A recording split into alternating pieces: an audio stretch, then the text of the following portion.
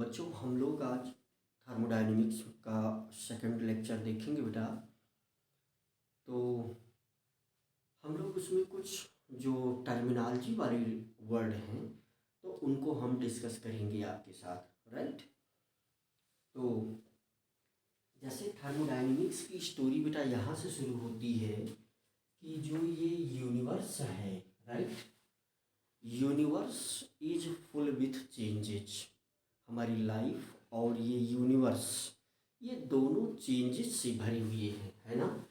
तो हम यहाँ कह सकते हैं कि ये जो यूनिवर्स है,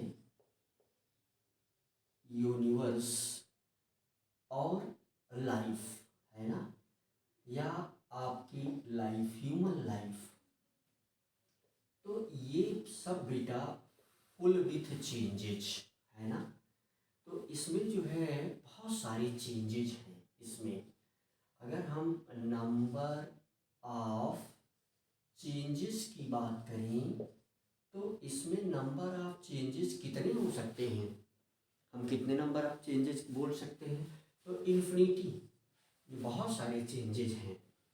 और इन इसी चेंजेस की स्टडी के लिए, for study of the changes, for study of these changes, right. ये जो चेंजेज हैं इनकी स्टडी के लिए, these changes, इनकी स्टडी के लिए बेटा साइंस के पास दो अप्रोच है। तो एक अप्रोच जो है, science has to approach, science science has to approach, दो अप्रोच है इस स्टडी के लिए, राइट। तो साइंस हैज टू अप्रोच, ठीक है बेटा। तो हम ये कह सकते हैं कि जो पहला अप्रोच है वो है बेटा काइनेटिक मॉलिक्यूलर अप्रोच। तो फर्स्ट ए जो है वो है kinetic molecular approach, kinetic molecular approach. और दूसरा है आपका बी, जिसे हम डिटेल में डिस्कस करेंगे, थर्मोडायनेमिक्स, थर्मोडायनेमिक्स।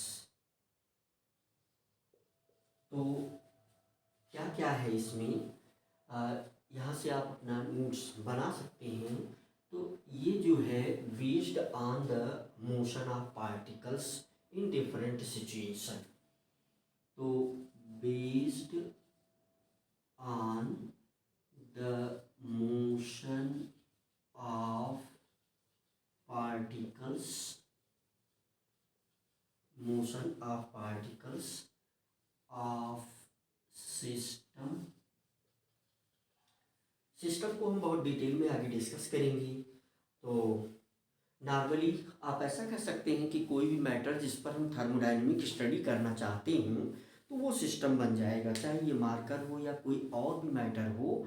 तो अगर हम उस पर थर्मोडायनेमिक स्टडी करना चाहते हैं तो वो सिस्टम बन जाएगा। अभी के लिए सभी मैटर को आप सिस्टम कंसीडर करें। Based on the motion of particles of system in different situation, in different situation, different situation, right।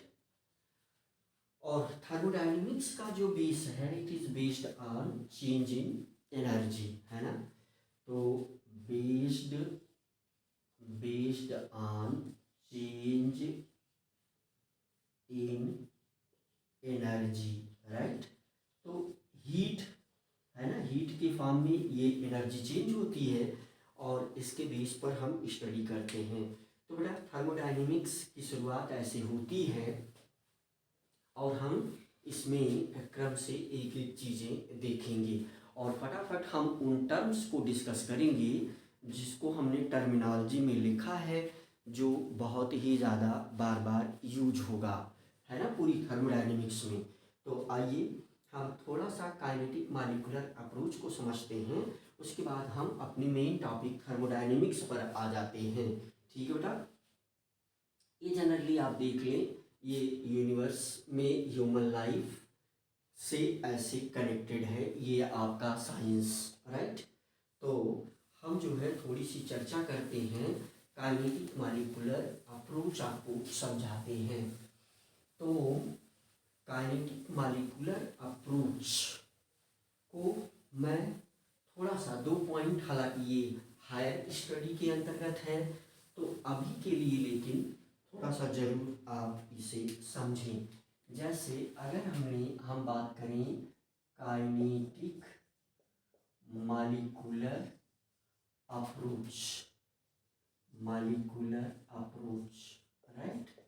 तो ये जो काइनेटिक मॉलिक्यूलर अप्रोच है, तो ऑलरेडी ये किसके लिए बनाया गया, चेंजेस की स्टडी के लिए। तो ये टू स्टडी ऑफ चेंजेस है ना, टू स्टडी ऑफ चेंजेस।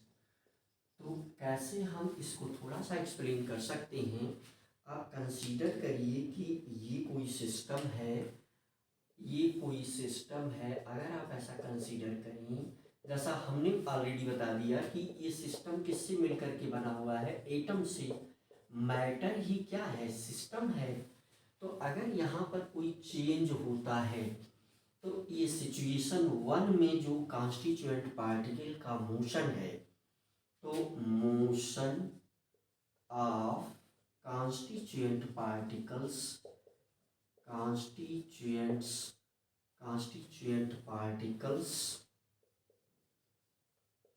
यहाँ पर कुछ मोशन है कॉन्स्टिट्यूएंट पार्टिकल का, इसे हम सिचुएशन 1 है ना, ऐसा एज्यूम कर लेते हैं।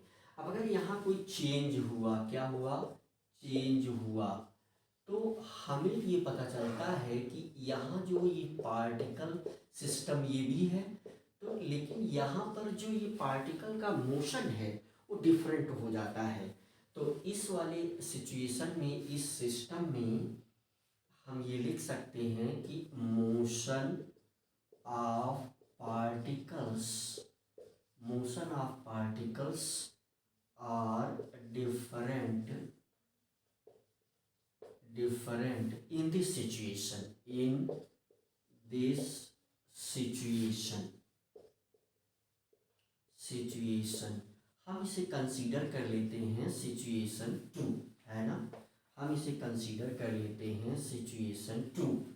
तो आप लोग जो है इसे समझने के लिए, तो सिचुएशन 2, ठीक है बेटा। तो यहाँ कॉन्स्टिट्यूएंट पार्टिकल का मोशन डिफरेंट है और यहाँ पर कॉन्स्टिट्यूएंट पार्टिकल का मोशन डिफरेंट है। तो ये जो मोशन में चेंज आ रहा है, जो मोशन कॉन्स्टिट्यूएंट पार्टिकल के मोशन में जो चेंज आ रहा है, उससे हम इस होने वाले चेंज को क्या करते हैं, एक्सप्लेन करते हैं, राइट। लेकिन ये हायर स्टडी है तो थोड़ा सा हमने जो है यहाँ पर इसमें जो है आपको समझाने के लिए 2 लाइन एक्सप्लेन कर दिया। अब हम अपने मेन सब्जेक्ट थर्मोडायनेमिक्स पर पहुँचेंगे, राइट। तो काइनेटिक मॉलिक्यूलर अप्रोच, जो भी बच्चा इसके रिस्पेक्ट में जानकारी चाहता हो तो वो आप जो है अन्य सोर्स से इस पर जानकारी ले सकते हैं, परंतु हम अपने सिलेबस पर फोकस होंगे। ओके, तो दूसरी चीज़ जो हमारे पास है, दूसरा मेथड बी है ना, जो थर्मोडायनेमिक्स है, तो हम जो है उसकी डिफिनीशन नॉर्मली कई प्रकार से इसको डिफाइन किया गया है। जैसे ही आप इसको समझ लें तो वो आपके लिए बेटर होगा, राइट। तो जैसे अगर हम बात करें कि थर्मोडायनेमिक्स क्या है, तो हम चर्चा करने वाले हैं किसकी, थर्मोडायनेमिक्स की। तो ये है थर्मोडायनेमिक्स, राइट।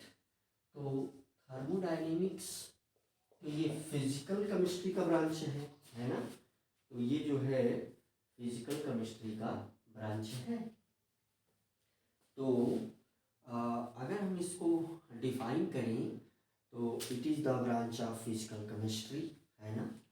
तो हम क्या कह सकते हैं कि ये जो है फिजिकल केमिस्ट्री का एक ब्रांच है। It is the branch of physical chemistry, हम ऐसा बोल सकते हैं कि it is the branch of physical chemistry, branch of physical chemistry, physical chemistry. वैसे तो ये क्या है, इंटरडिसिप्लिनरी टॉपिक है। वैसे तो ये क्या है, इंटरडिसिप्लिनरी टॉपिक है। रियल में अगर हम इसको विचार करें तो ये इंटरडिसिप्लिनरी टॉपिक है ना। तो वास्तव में ये क्या है, एक से अधिक मीन्स ये फिजिक्स में भी यूज होगा और केमिस्ट्री में भी यूज होगा और इंजीनियरिंग की बहुत सारी ब्रांचों में भी ये यूज होगा। तो ये इंटरडिसिप्लिनरी टॉपिक है, लेकिन अभी के लिए हम ऐसा बोल सकते हैं कि branch of physical chemistry which deals with the study of change of type and amount of energy, which deals with the study of change of type and amount of energy. It is the branch of physical chemistry which deals with the study of change of type and amount of energy in different processes,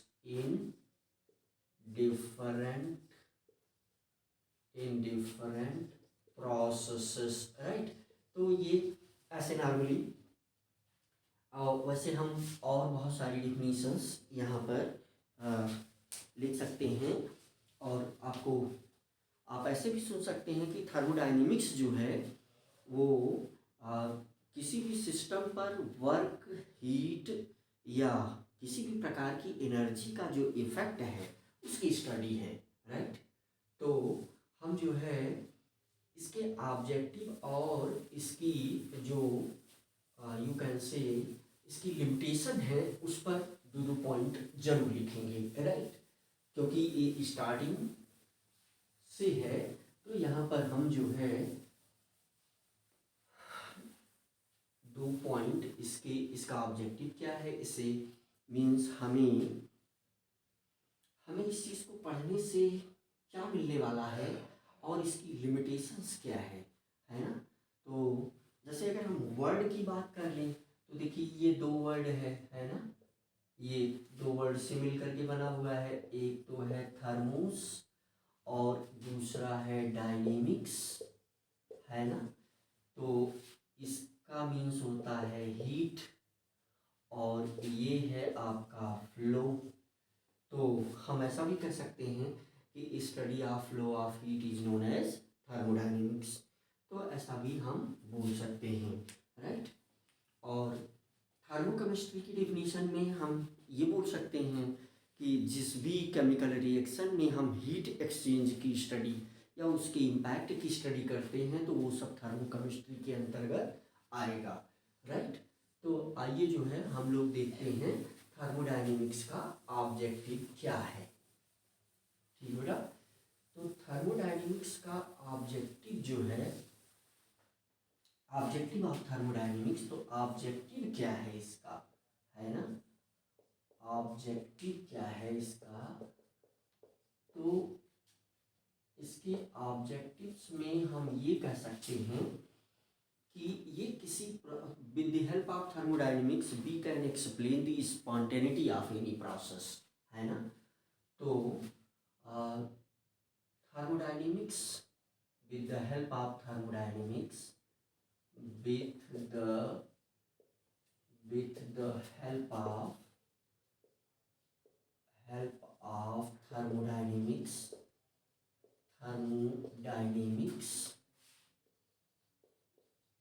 we can explain, we can explain the spontaneity, the spontaneity of any process, है ना। तो हम ये explain कर सकते हैं कि कोई प्रोसेस स्पॉन्टेनियस है या नॉन स्पॉन्टेनियस है, हम ये बता सकते हैं। और दूसरा दूसरा हम क्या कर सकते हैं, किसी भी साइंटिफिक हाइपोथेसिस के लिए फार्मूलेशन, है ना। तो फार्मूलेशन हम जो है कर सकते हैं, फार्मूलेशन किसके लिए, फॉर साइंटिफिक हाइपोथेसिस। तो साइंटिफिक हाइपोथेसिस के लिए हम कोई फार्मूलेशन कर सकते हैं, है ना। जो भी डेटा को अरेंज कर सकते हैं, जो डिफरेंट साइंटिफिक डेटा हैं उनको अरेंज कर सकते हैं। साइंटिफिक जो डेटा है इसको हम अरेंज कर सकते हैं इस थर्मोडायनेमिक्स की हेल्प से। जैसे कोई भी प्रोसेस फिजिबल है या नहीं, ये हम बता सकते हैं, है ना। तो ये थर्मोडायनेमिक्स से हमारे कुछ ये बेनिफिट्स हैं, राइट। और लिमिटेशन की बात करें तो लिमिटेशन, जैसे अगर हम लिमिटेशन की बात करें तो लिमिटेशन बेटा क्या क्या पॉसिबल है। तो इसकी लिमिटेशन ये है कि ये बल्क में मैटर के विषय में, मैटर के रिस्पेक्ट में जो भी बातें ये करता है बल्क में, है ना। तो अगर ये बल्क में मैटर के विषय में जो भी बात करेगा, एक टोटल मैटर के विषय में बात करेगा, लेकिन इंडिविजुअल मॉलिक्यूल के विषय में, इंडिविजुअल मॉलिक्यूल या जो है एटम, है ना, इसके विषय में कोई भी टॉकिंग नहीं, कोई भी एक्सप्लेनेशन नहीं है। और जैसे किसी रिएक्शन की अगर हम बात करें तो रिएक्शन में जो भी मॉलिक्यूल या मैटर है, किसी भी रिएक्शन में जो भी मैटर, है ना, मैटर या जो भी मैटर है, तो इसको जो है एनर्जी कैरियर के अलावा और कुछ नहीं एक्सप्लेन, कुछ भी नहीं कंसीडर करता है ये थर्मोडायनेमिक्स, है ना। तो इसको only energy carrier, only energy carrier के रूप में इसको लेता है ना। तो जैसे कोई भी प्रोसेस, किसी भी रिएक्शन का रेट क्या है, तो रेट ऑफ रिएक्शन के विषय में ये कुछ भी नहीं बता सकता ये आपका थर्मोडायनेमिक्स। तो रेट ऑफ रिएक्शन, तो रेट ऑफ रिएक्शन को स्पेशली केमिस्ट्री में सेपरेट चैप्टर ही है जिसपे हम अलग से उसको पढ़ते हैं। तो उस चैप्टर का नाम है केमिकल काइनेटिक्स। तो उसमें रेट ऑफ रिएक्शन के विषय में नो एक्सप्लेनेशन, है ना। तो ये कुछ इसकी लिमिटेशन और ऑब्जेक्टिव पर हमने बात किया। और अब हम वन बाय वन उसकी जो टर्मिनोलॉजी है उस पर चर्चा करेंगे, राइट। तो आइए हम लोग जो है, सबसे पहला जो वर्ड है वो है आपका क्या, फर्स्ट वर्ड है सिस्टम। तो फटाफट हम लोग इसमें समझ लेते हैं कि सिस्टम क्या है। तो नॉर्मली आप देखें, जैसे अगर हमें सिस्टम को डिफाइन करना हो, तो अब ये फर्स्ट वर्ड, हम वर्ड नंबर 1, तो सिस्टम को एक्सप्लेन करेंगे कि सिस्टम क्या है।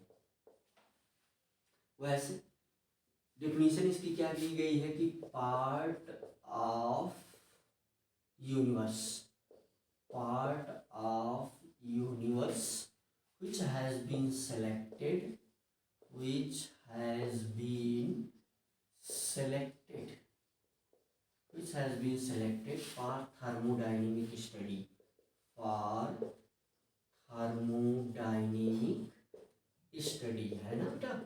तो थर्मोडायनेमिक स्टडी के लिए जो यूनिवर्स का जो पार्ट सेलेक्ट किया गया हो उसे हम क्या बोल देते हैं, सिस्टम बोल देते हैं, नोन एज सिस्टम, राइट। ये क्या है, सिस्टम है।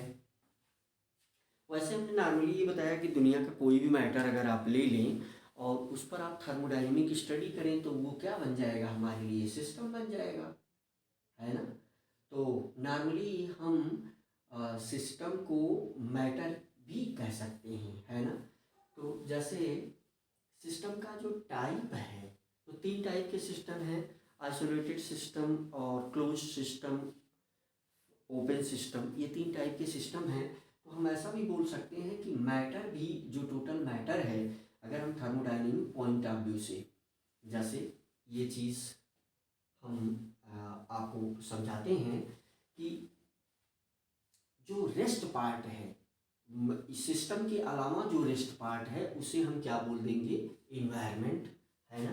तो अगर हम एक टर्म को यहाँ पर एक्सप्लेन करें कि इन्वायरमेंट क्या है, इन्वायरमेंट, तो ये इन्वायरमेंट की बात ये है कि अगर हम यूनिवर्स का सपोज करिए ये पार्ट हमने सिस्टम जैसा कंसीडर कर लिया, तो इसका जो रेस्ट पार्ट है अप टू कहाँ तक, इन्फिनिटी तक, तो ये सब किसके अंतर्गत आ जाएगा, इन्वायरमेंट के अंतर्गत आ जाएगा, इन्वायरमेंट, है ना, इन अप टू इन्फिनिटी तक। तो मीन्स इन्वायरमेंट में वही चीज़ें इम्पॉर्टेंट हैं या वो फैक्टर इम्पॉर्टेंट हैं, हम ऐसा बोल सकते हैं कि वो फैक्टर इम्पॉर्टेंट है जो इसको इन्फ्लुएंस करे, राइट, जो इसको क्या करे, इन्फ्लुएंस करे। तो वही चीज़ इसमें क्या होगी, इम्पॉर्टेंट होगी। तो environment means are the factors which can influence any system that is known as environment of the system, या हम ऐसा बोल सकते हैं except system you can say, जो कुछ भी यूनिवर्स में है वो इसका क्या बन जाएगा, इन्वायरमेंट बन जाएगा। किसी भी सिस्टम की क्या होती है, एक बाउंड्री होती है, किसी भी सिस्टम की क्या होती है, एक बाउंड्री होती है। बाउंड्री जो है ये भी रियल या इमेजिनरी हो सकती है ना, ये रियल भी हो सकती है और इमेजिनरी हो सकती है, चाहे हम रियल बाउंड्री या इमेजिनरी। जैसे मान लीजिए किसी ओशन के ऊपर हमने एक सिस्टम कंसीडर किया, वो वेपर मास का, है ना, तो उसकी बाउंड्री रियल नहीं होगी, वो इमेजिनरी ही होगी, है ना। और कोई फिजिकल थिंग, जैसे मान लीजिए मार्कर हमने लिया, अगर इस पर हम थर्मोडायनेमिक स्टडी करेंगे तो इसकी बाउंड्री तो रियल है ना। तो इमेजिनरी जो बाउंड्री होगी, जैसे वेपर मास ओवर ओशन, है ना, इमेजिनरी बाउंड्री, अगर हम किसी भी ओशन के ऊपर अगर हम ये कंसीडर करें कि ओवर ओशन, है ना, ओवर ओशन, किसी ओशन के ऊपर जो वेपर मास है, जो वेपर मास है, तो इसकी जो बाउंड्री होगी, बाउंड्री, है ना, ये बाउंड्री कैसी होगी, ये इमेजिनरी ही हो सकती है, ये रियल नहीं हो सकती, है ना। तो हमने जो है इन्वायरमेंट को समझा। तो अब हम लोग क्या देखने वाले हैं, टाइप्स ऑफ सिस्टम, है ना। तो आइए हम लोग समझते हैं टाइप्स ऑफ सिस्टम। तो जैसे हम फर्स्ट वर्ड को डिस्कस कर रहे हैं, तो टाइप्स ऑफ सिस्टम हमने ऑलरेडी बता दिया, ओपन सिस्टम, क्लोज सिस्टम और आइसोलेटेड सिस्टम। तो यहाँ पर हम लोग डिस्कस कर लेते हैं टाइप्स ऑफ सिस्टम। तो ये 3 टाइप का हम यहाँ पर एक्सप्लेन करेंगे। एक तो है ओपन सिस्टम, ये है open system, be closed system, ये छोटी छोटी बातें और हम इसको जल्दी से निपटा देना चाहते हैं। A B C सी जो है वो है आइसोलेटेड सिस्टम। सी जो है क्या है, आइसोलेटेड सिस्टम। सी जो है आइसोलेटेड सिस्टम। तो फिर ओपन सिस्टम हम किसको बोलेंगे, है ना। एक ऐसा सिस्टम, मान लीजिए हमने एक सिस्टम ऐसा लिया है, ये मान लीजिए एक सिस्टम है ना। तो अगर ये अपनी इन्वायरमेंट के साथ, विद द इन्वायरमेंट, अगर ये मास और हीट दोनों को एक्सचेंज करें, मास का भी एक्सचेंज करें और हीट का भी एक्सचेंज करें, दोनों को एक्सचेंज करें, किसके साथ, exchange with their environment. If system can exchange, है ना, if system can exchange mass as well as heat with their environment, then system is known as open system. अगर हमने जो है क्लोज सिस्टम की अगर हम बात करें, जैसे ह्यूमन बॉडी या प्लांट, इसका एग्जाम्पल सब बढ़िया क्या हो सकता है, इसका एग्जाम्पल हो सकता है, पहला एग्जाम्पल ह्यूमन बॉडी, है ना। ह्यूमन बॉडी कैसा बिहेव करती है, ये ह्यूमन बॉडी कैसा बिहेव करती है, ये ओपन सिस्टम के जैसा बिहेव करती है ह्यूमन बॉडी, राइट। और जो प्लांट है वो भी ओपन सिस्टम के ही जैसा बिहेव करेंगे। तो जो प्लांट है या का, ये भी ओपन सिस्टम के जैसा ही बिहेव करेगा। वैसे किसी भी बीकर में अगर आप हॉट वाटर रख देते हैं तो उसकी हीट और क्या, उसकी हीट और मास दोनों का एक्सचेंज उसके इन्वायरमेंट के साथ होगा। अगर हम क्लोज्ड बीकर में, है ना, ये हॉट वाटर रख देते हैं, है ना, तो इसमें जो है केवल और केवल मास का एक्सचेंज होगा, है ना, सॉरी, हीट का एक्सचेंज होगा, मास का एक्सचेंज नहीं होगा। यहाँ पर मास का एक्सचेंज नहीं होगा, मास एक्सचेंज नहीं करेगा, यहाँ से केवल हीट का एक्सचेंज होगा। हीट जो है वो एक्सचेंज होगी, हीट एक्सचेंज होगी, मास एक्सचेंज नहीं होगा अगर ये क्लोज्ड सिस्टम है। तो इसका एग्जांपल हम क्या दे सकते हैं, तो इसका एग्जांपल हम दे सकते हैं कि hot water in closed beaker, है ना। तो hot water in closed beaker, है ना, closed beaker, closed part, closed beaker, किसी भी बंद बर्तन में गर्म पानी अगर हम रख दें तो ये क्लोज सिस्टम के जैसा बिहेव करेगा। और आइसोलेटेड सिस्टम, तो हम इसको लिख सकते हैं कि which cannot exchange। मुझे उम्मीद है कि 11th में बच्चा लैंग्वेज अपने आप बना लेता है ना। which cannot exchange mass and energy, mass and heat, which cannot exchange mass and heat with their environment, with their environment, with their environment, है ना। तो यहाँ पर आप ऐसा देख सकते हैं। तो इसका एग्जाम्पल क्या हो जाएगा, इसका एग्जाम्पल हो जाएगा थर्मस। हालांकि रियल में, इन रियल लाइफ कोई भी system, no any system behaves like isolated system real life में, लेकिन आइसोलेटेड सिस्टम के जैसा वो बिहेव करेगा, है ना, thermos.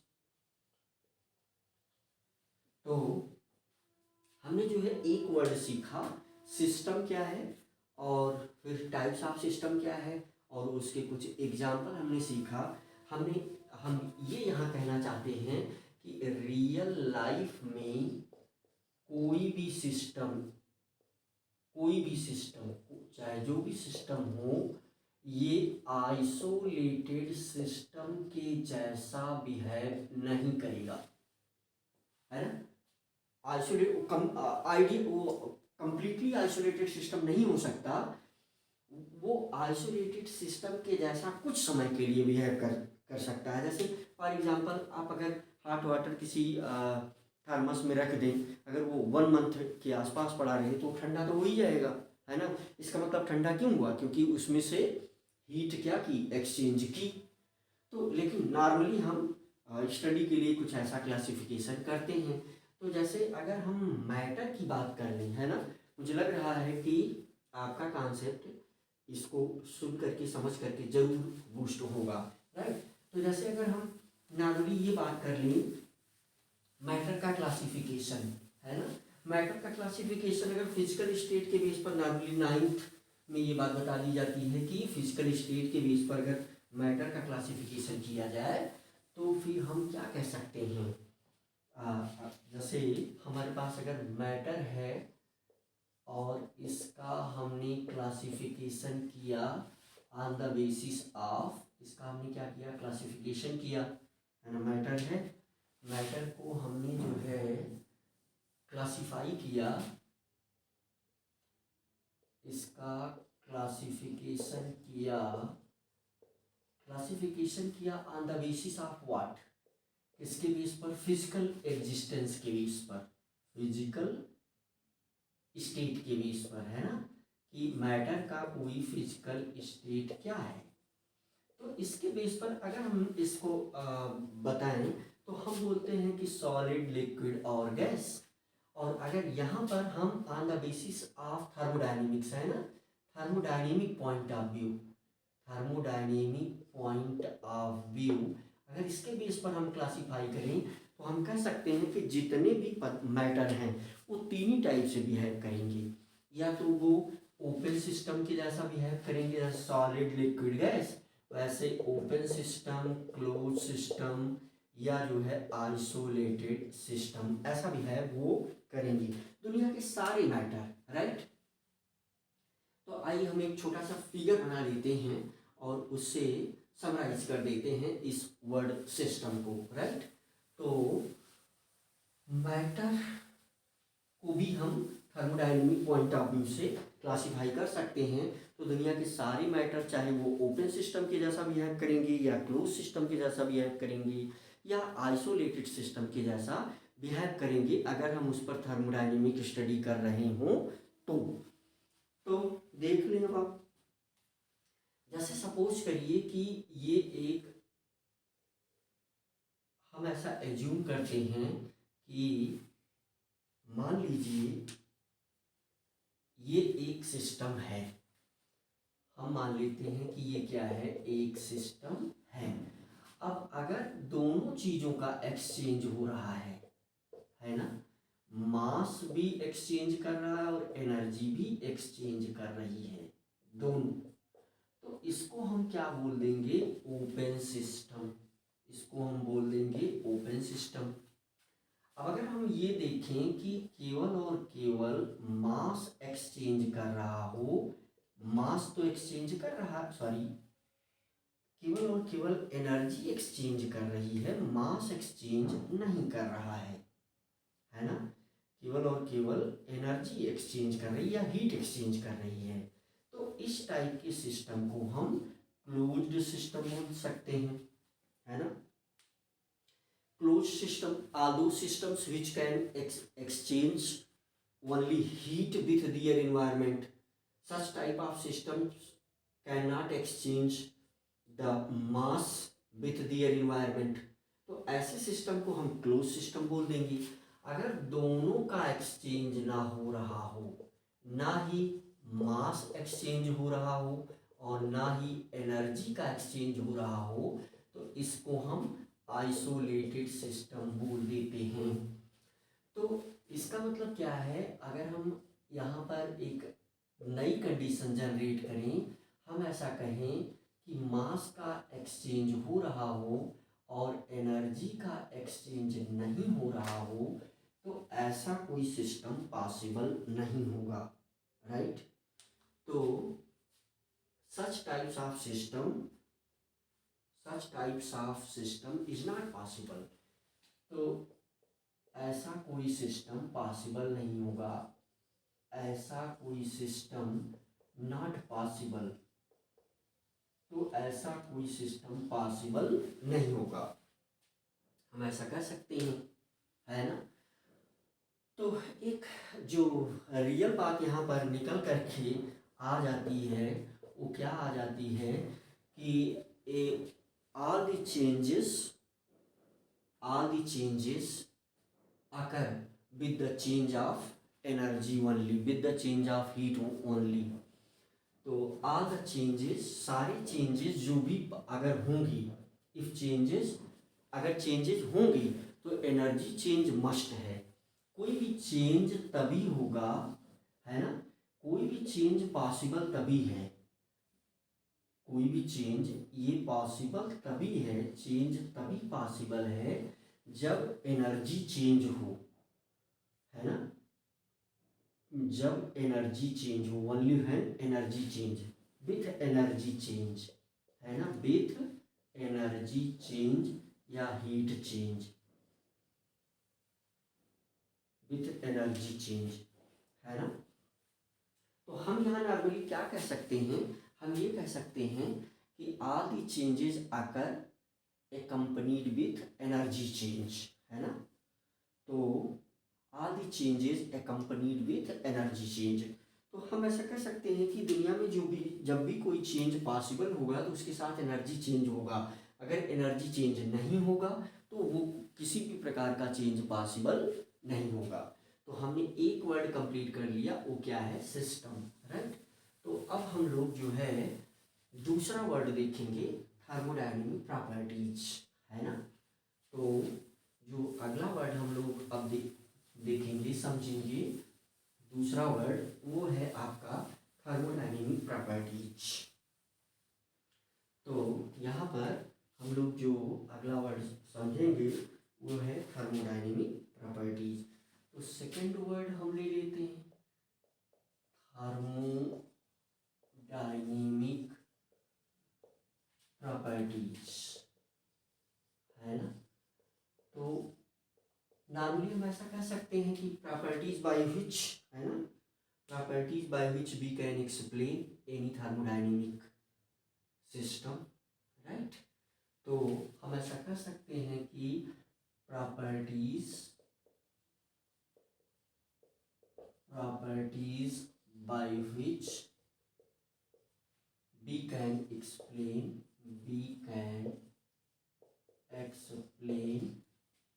thermodynamic system and thermodynamic process, properties by which we can explain the thermodynamic system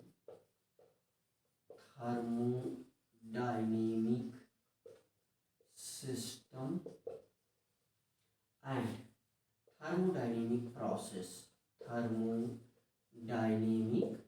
process। हम लोग क्वेश्चन से ही चैप्टर को समझेंगे, क्वेश्चन के माध्यम से इस चैप्टर को ज़्यादा हम क्लियर करेंगे। अभी स्टार्टिंग में थोड़ी सी थ्योरी थी जो ऑलमोस्ट आप लोगों ने देख लिया। अब हम थ्योरी के साथ साथ क्वेश्चन भी लेते चलेंगे, राइट। तो properties by which we can explain the thermodynamic system and thermodynamic processes, है ना, प्रोसेसेस। तो वो सभी प्रॉपर्टीज, और थर्मोडायनेमिक प्रॉपर्टीज कितने टाइप की होती हैं, तो इसका जो टाइप है बेटा वो क्या है, हम कह सकते हैं कि ये टू टाइप की, एक तो एक्सटेंसिव ए, है ना, ए और बी। तो एक है एक्सटेंसिव, एक को हम बोलेंगे एक्सटेंसिव थर्मोडायनेमिक प्रॉपर्टीज और दूसरे को बोलेंगे हम इंटेंसिव थर्मोडायनेमिक प्रॉपर्टीज। अब ये एक्सटेंसिव क्या है, तो ये मास डिपेंडेंट हैं, these properties are mass dependent, और ये सब प्रॉपर्टीज कैसी हैं, मास इंडिपेंडेंट हैं, मास इंडिपेंडेंट प्रॉपर्टीज, है ना। तो जैसे अगर हम इसका एग्जाम्पल ले लें तो यहाँ से आप समझ सकते हैं इसका एग्जाम्पल। जैसे हमने ले लिया एक्सटेंसिव प्रॉपर्टीज और दूसरा ले लिया हमने इंटेंसिव प्रॉपर्टीज, है ना। तो इसमें जो है जैसे एक वर्ड तो लिखा ही गया, मास, है ना, और ये वॉल्यूम, है ना, हीट कैपेसिटी, और फिर ये चार चीज़ें, है ना। तो इंटरनल एनर्जी और entropy gives free energy, enthalpy, ये सब जो है एक्सटेंसिव प्रॉपर्टीज के अंडर में कंसीडर होगा। इंटेंसिव प्रॉपर्टीज में जो है हम लोग, जैसे ये डेंसिटी, हम बात करें डेंसिटी की, जैसे रिफ्रैक्टिव इंडेक्स की हम अगर बात करें, जैसे इन चारों के साथ, जैसे मोलर इंटरनल एनर्जी, है ना, molar entropy, molar gives free energy, molar enthalpy, ये सब भी हो जाएगा। विस्कोसिटी, है ना, विस्कोसिटी, और क्या, मोल फ्रैक्शन, है ना। तो ये जो है mole fraction, you can say, तो यहाँ पर जो है ये, यहाँ पर नंबर ऑफ मोल, है ना, तो विस्कोसिटी हो गया, रिफ्रैक्टिव इंडेक्स हो गया, और डेंसिटी हो गया, है ना। तो ये चार चीज़ों को जो है हम लोग जो है इसके साथ मोलर टर्म जोड़ देते हैं, तो ये इसमें आ जाता है। ठीक है बेटा, तो ये कुछ जो है इंटेंसिव प्रॉपर्टीज और एक्सटेंसिव प्रॉपर्टीज, राइट। तो हम लोग जो है यहाँ पर जो एक्सटेंसिव और इंटेंसिव प्रॉपर्टीज में क्वेश्चन इस प्रकार से बेटा आएगा कि कुछ प्रॉपर्टीज दे दी जाएंगी और उनके विषय में पता ये सेलेक्ट करने के लिए आ सकता है कि कौन सी इंटेंसिव है और कौन सी एक्सटेंसिव है। तो हम जो है इसके विषय में हम आपको एक टेक्निक भी बताते हैं कि कैसे हम डिसाइड करेंगे कि जो है कोई चीज़ एक्सटेंसिव है या इंटेंसिव है, राइट। तो यहाँ पर कुछ ये प्रॉपर्टी जो है इंटेंसिव और ये एक्सटेंसिव, जैसे यहाँ पर जो है सरफेस टेंशन हो गया, सरफेस टेंशन हो गया, मान लेते हैं यहाँ पर एक और इंटेंसिव प्रॉपर्टी, ये है सरफेस टेंशन हो गया, और जैसे डाइइलेक्ट्रिक कांस्टेंट हो गया, डाइइलेक्ट्रिक कांस्टेंट हो गया। तो ये कुछ प्रॉपर्टीज हैं जो हम इनको इंटेंसिव थर्मोडायनेमिक प्रॉपर्टीज बोल सकते हैं, राइट। तो इसमें प्रॉपर्टीज दे दी जाने पर हमें ये चेक करना पड़ सकता है, ऐसा क्वेश्चन पूछा जा सकता है कि कौन सी एक्सटेंसिव है और कौन सी इंटेंसिव, ऑलरेडी हमने बताया। तो आइए देखते हैं कि इसकी टेक्निक क्या है, कैसे हम इसको डिस्टिंग्विश कर लेंगे कि इंटेंसिव प्रॉपर्टी है या एक्सटेंसिव है, मास डिपेंडेंट है या मास इंडिपेंडेंट है। तो जैसे ये सभी चीज़ें सिस्टम को डिफाइन करेंगी, है ना, प्रोसेस और सिस्टम को डिफाइन करेंगी, प्रोसेस और सिस्टम को एक्सप्लेन करेंगी। तो हम ऐसा कह सकते हैं कि जैसे मान लीजिए हमने कोई एक सिस्टम लिया, है ना, हमने मान लीजिए एक कोई सिस्टम लिया और इसको अब हम ऐसे बीच से कट कर दें, तो यहाँ पर इसका दो पार्ट ऐसे बन जाएगा। तो एक जो है कुछ ऐसे बन जाएगा, दूसरा जो है कुछ ऐसे बन जाएगा, है ना, हम कह सकते हैं ऐसे बन जाएगा। अब इसमें जो भी प्रॉपर्टी आप डालें, है ना, इसमें अगर हम उसको कट कर दें, उस पर इन्फ्लुएंस हो रहा है, वो प्रॉपर्टी में चेंज हो रहा है, तो हम ऐसा कह सकते हैं कि वो इंटेंसिव प्रॉपर्टी आएगा, प्रॉपर्टी के अंतर्गत आएगा। मान लीजिए हम डेंसिटी की बात करते हैं, चलिए एक प्रॉपर्टी इसमें इंटर करते हैं, डेंसिटी, है ना। तो डेंसिटी जो है अगर हम सिस्टम को कट करेंगे तो यहाँ पर जो डेंसिटी होगी, ये डी यहाँ की जो डेंसिटी होगी और यहाँ की जो डेंसिटी होगी, तो वो दोनों डेंसिटी क्या होगी, सिमिलर होगी। तो इसीलिए हम इसको इंटेंसिव प्रॉपर्टी में रखेंगे। यानी डेंसिटी पर सिस्टम को कट करने से कोई फर्क नहीं पड़ा। अब अगर हम मास या इंटरनल एनर्जी, जैसे सपोज करिए हमने इंटरनल एनर्जी को देखना है, तो जब मास आधा हो जाएगा, यहाँ पर भी मास हाफ हो जाएगा, तो इंटरनल एनर्जी भी हाफ हाफ हो जाएगी, है ना। तो यहाँ पर इंटरनल एनर्जी U/2 हो जाएगी और यहाँ पर इंटरनल एनर्जी U/2 यहाँ हो जाएगी, है ना। अगर हम यहाँ से एंट्रोपी की बात करें तो यहाँ पर जो एंट्रोपी हो जाएगी वो S/2 हो जाएगी, यहाँ पर एंट्रोपी जो है S/2 हो जाएगी। इसलिए एंट्रोपी और इंटरनल एनर्जी मास डिपेंडेंट है। तो आपने देखा कि सिस्टम को कट करने से दोनों की वैल्यू पर फर्क पड़ रहा है। और अगर जैसे हम विस्कोसिटी की बात करें, अगर हम विस्कोसिटी की बात करें या डाइलेक्ट्रिक कांस्टेंट की बात करें, तो यहाँ पर जो मैटर होगा डाइलेक्ट्रिक कांस्टेंट है ना। तो डाइलेक्ट्रिक कांस्टेंट यहाँ पर मैटर का जो कुछ होगा, डाइलेक्ट्रिक कांस्टेंट यहाँ पर जितना होगा वही जो है यहाँ पर भी होगा।